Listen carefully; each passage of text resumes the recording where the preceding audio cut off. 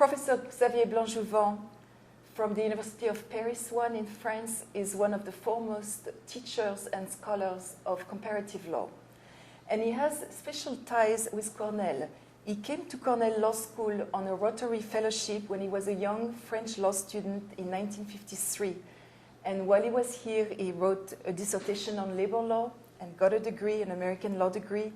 And then he continued in France and wrote his doctoral thesis on labor relations in the United States. Professor Blanc has been a professor of law in Madagascar, in Aix-en-Provence, and since 1970 in Paris at the University of Paris I, who is one, if not the foremost law school in France. He took emeritus status in 1999, but has been very active since then. And among his many accomplishments and honors, I will only mention a few, because otherwise I could speak for a long, long time. So among some of these accomplishments, he was co-founder and director of Paris, the University of Paris I Centre d'études juridiques comparatives, the Center of Legal Comparative Studies. He was also the Secretary General of the French Société de législation comparée, French Society of Comparative Legislation.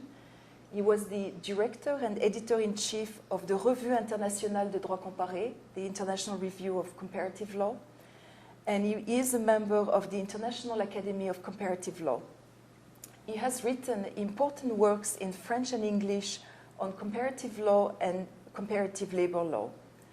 And Professor Blanc was instrumental in the creation of Cornell Law School's Summer Institute of International and Comparative Law in Paris, as well as the JD Maîtrise en Droit program, which is unique in the United States. Only Columbia and Cornell do that dual degree program where French students and US students can get a complete training in US law and in French law and obtain 2 law degrees.